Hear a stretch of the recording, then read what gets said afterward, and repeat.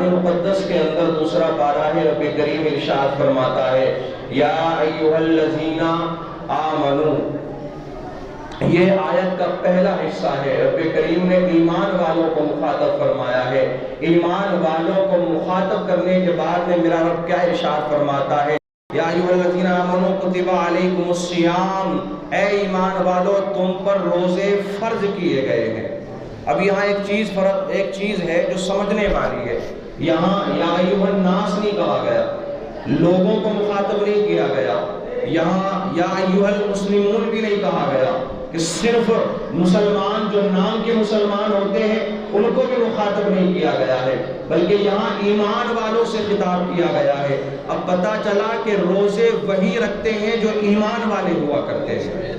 بات آ رہی ہے سمجھ میں آپ کے؟ ٹھیک ہے نا؟ کہتے ہیں سبحان اللہ۔ روزے وہی رکھتے ہیں جو ایمان والے ہوتے ہیں، کیونکہ اللہ نے قرآن میں فرمایا ہے یا ایھا الذین آمنوا کتب علیکم الصیام، اے ایمان والو، اے لوگوں نہیں، اے مسلمانوں نہیں، بلکہ اے ایمان والو۔ مسلمان ہونا الگ ہے، ایمان والا ہونا الگ ہے۔ آپ کہیں گے مولانا آپ نے کیسے فرق کر دیا؟ جس کو مسلمان کہتے ہیں وہی ایمان والا بھی ہوتا ہے۔ نانا میرے عزیز، مسلمان تو وہ ہے کہ جس کو برسوں گزر گئے صرف کلمہ پڑھ لیا ہے، نماز روزے سے اس کا کوئی تعلق نہیں ہے۔ آپ نے کتنے لوگوں کو ایسوں کو دیکھا ہوگا کہ آج تک وہ نماز کے قریب ہی نہیں آئے، آج تک وہ روزے کے قریب ہی نہیں آئے، آج تک نہ انہوں نے زکوٰۃ ادا کی ہے، آج تک انہوں نے نہ کوئی اپنی زندگی میں روزہ رکھا ہے، آج تک نہ انہوں نے کبھی نماز کو ادا کیا ہے۔ تو ایسے مسلمانوں کی کثرت ہے دنیا کے اندر۔ بہت لوگ آپ کو ایسے مل جائیں گے کہ میرے عزیزوں جو صرف نام کے مسلمان ہیں، کام کے مسلمان نہیں ہے۔ ایمان والا کس کو کہا جاتا ہے؟ ایمان والا حقیقت میں وہی ہے جو نماز کا پابند ہے، جو روزوں کا پابند ہے، جو وقت پر زکوٰۃ ادا کرتا ہے، جو ہر وقت اللہ کی عبادت اور اللہ کے ذکر میں مصروف رہا کرتا ہے۔ تو ان میں فرق ہے۔ رب نے ایمان والوں کو مخاطب فرمایا اے ایمان والو تم پر روزے فرض کیے گئے۔ کیوں کیے گئے روزے فرض؟ لعلکم تتقون، تاکہ تم پرہیزگار بن جاؤ۔ کیا بن جاؤ؟ پرہیزگار بن جاؤ، متقی بن جاؤ۔ تمہیں احساس ہو جائے غریبی کا، تمہیں احساس ہو جائے بھوک کا، تمہیں احساس ہو جائے ان لوگوں کی بھوک کا کہ جن کو کئی دن تک کھانا نہیں ملا کرتا ہے۔ دیکھو اسلام کے اندر جتنی بھی عبادتیں ہیں، ہر عبادت کے پیچھے کوئی نہ کوئی مقصد ضرور موجود ہے۔ ہر عبادت کے پیچھے ہم پورا سال کھاتے ہیں، پورا سال اپنا کھانے پینے میں گزارتے ہیں، اس لیے ہمیں غریب کی بھوک کا احساس نہیں ہوتا ہے، غریب کی بھوک کا احساس نہیں ہوتا ہے۔ لیکن توجہ رکھنا میرے عزیزو، جب ہم رمضان کے مہینے میں بھوکے رہتے ہیں اور کئی گھنٹے تک بھوکے رہنے کے بعد میں ہمیں احساس ہوتا ہے کہ ہاں یار بھوک بھی کوئی چیز ہوا کرتی ہے، اس وقت میں ہمیں ان غریبوں کا خیال آنا چاہیے کہ یار کتنے لوگ ایسے ہیں دنیا کے اندر کہ جن کو کئی دن تک کھانا نصیب نہیں ہوتا ہے۔ حالانکہ روزے کا مقصد یہ نہیں ہے کہ آپ کو صرف بھوکا رکھنا ہے، روزہ آپ کو بہت کچھ سکھاتا بھی ہے اور آپ کو بہت ساری بیماریوں سے دور بھی کر دیتا ہے، بہت ساری بیماریوں سے دور بھی کر دیتا ہے۔ ایک سائنٹسٹ نے ریسرچ کی کینسر کے بارے میں، کینسر بہت بڑی بیماری ہے، ریسرچ کیا اس سائنٹسٹ نے کہ یار اس کینسر سے بچا کیسے جائے، یہ بیماری ہم سے دور کیسے ہو۔ تو کسی نے بتایا کہ اگر پورے سال میں کوئی 25 یا 30 دن تک 15 یا 20 گھنٹے روزانہ بھوکا رہ لیتا ہے، زندگی میں اس کو کبھی بھی کینسر نہیں ہو سکتا ہے۔ ایک سال میں، توجہ رکھنا میرے عزیزو، ایک سال میں جو 15 یا 20 گھنٹے 25 دن تک یا 30 دن تک بھوکا رہ لیتا ہے اس کو کینسر نہیں ہوتا ہے۔ اب کوئی یہ سمجھ کے مت رکھنا روزہ کہ یار چلو کینسر سے بچ جاؤں گا، نہ، یہ سمجھ کے رکھو کہ اللہ نے فرض کیا ہے روزہ، یہ فرض ہے، یہ ادا کرنا ہے۔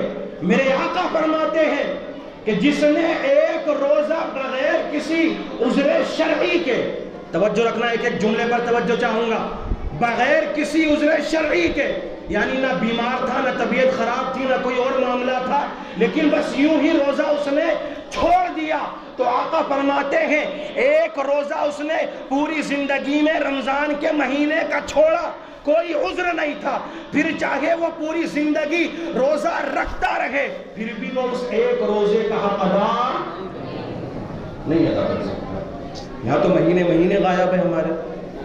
دیکھو اسلام نے زبردستی نہیں کی ہے کسی کے ساتھ میں، کسی کے ساتھ میں زور زبردستی نہیں کی ہے، لیکن ہاں جو چیز ہم پر فرض کی گئی ہے ہمیں اس کا حق ادا ضرور کرنا ہے، ٹھیک ہے۔ اگر ہمارے پاس وقت ہے، ٹائم ہے ہمارے پاس، اور اب تو اللہ کا کرم ہے کہ موسم بھی بڑا سہانا ہو رہا ہے، کتنا بڑھیا موسم ہو رہا ہے، پتہ ہی نہیں چلے گا کہ 20 گھنٹے پیاسے رہ لو گے تو کوئی احساس ہونے والا ہی نہیں ہے۔ یہ اللہ کے کرم کی بات ہے۔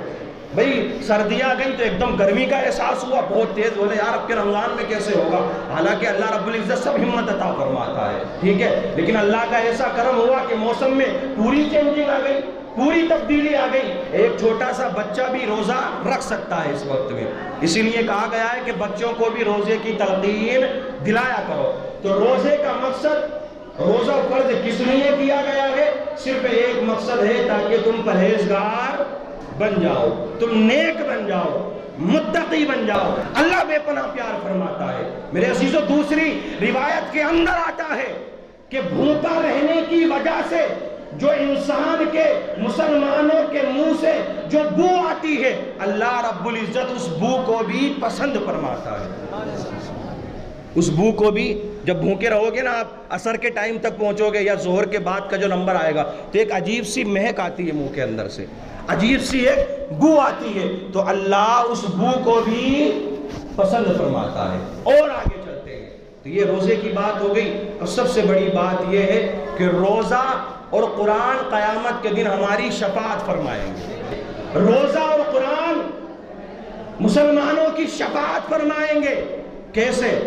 دیکھو قرآن جو ہے نا، قرآن کے اندر آیا شہر رمضان الذی انزل فیہ القرآن، کہ رمضان کا وہ مہینہ کہ جس میں ہم نے قرآن کو نازل فرمایا۔ قرآن اور رمضان شفاعت فرمائیں گے۔ اللہ رب العزت قیامت کے دن قرآن کو بھی بولنے کی طاقت عطا فرمائے گا، اللہ روزوں کو بھی بولنے کی طاقت عطا فرمائے گا۔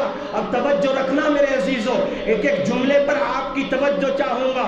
قرآن اللہ کی کتاب، مقدس کتاب، پوری دنیا میں سب سے افضل، سب سے اعلیٰ، سب سے برکتوں والی، سب سے زیادہ بلند والا اگر کوئی کتاب ہے تو وہ قرآن ہے۔ یہ بات حقیقت ہے کہ مسلمان قرآن کا ادب کرتا ہے، قرآن کو چونتا ہے، قرآن کو اپنے سینے سے لگاتا ہے، لیکن اللہ اکبر کبیرہ میرے عزیزو، قرآن صرف رمضان میں پڑھنے والی کتاب نہیں ہے، قرآن صرف رمضان میں اس کی تلاوت کی جائے ایسی کتاب نہیں ہے۔ نانا میرے عزیز، قرآن کے بارے میں تو آتا ہے کہ اگر قرآن مقدس جس جگہ میں، جس مکان میں روزانہ زیادہ نہیں اگر ایک رکوع کی تلاوت کر لیا جائے، رب کعبہ کی قسم اس گھر میں نہ پریشانی آ سکتی ہے، نہ مصیبت آ سکتی ہے، نہ بیماری آ سکتی ہے۔ قرآن کی تلاوت کی برکت سے اللہ تمام پریشانیوں کو دور فرما دیتا ہے۔ اسی مہینے میں نازل ہوا، لیکن ہم ادب تو کرتے ہیں۔ اب ہم نے ادب کتنا کر لیا، قرآن کا اٹھا کے اونچے والے مچان پہ رکھ دیا۔ اچھی بات ہے، اونچی جگہ پہ رکھنا چاہیے قرآن کو، لیکن اتنا بھی اونچا مت رکھو کہ پورے سال تک ہاتھ ہی نہ پہنچے۔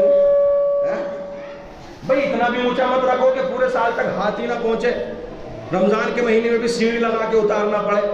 نانا میرے عزیز، قرآن کا یہ ادب نہیں ہے۔ قرآن کا یہ ادب ہے اونچی جگہ پر رکھ، لیکن روزانہ اتارنے کے بعد میں کم سے کم ایک رکوع قرآن کی تلاوت کر لے۔ قرآن کی تلاوت کرو گے، اللہ کی بارگاہ میں قرآن کہے گا مولا یہ جو انسان ہے نا، یہ جو تیرا بندہ ہے مجھے روزانہ پڑھا کرتا تھا، اے اللہ میں تیری بارگاہ میں عرض کرتا ہوں تو میرے پڑھنے کے صدقے میں اس کی مغفرت فرما دے۔ یہ قرآن مغفرت فرمائے گا، ٹھیک ہے۔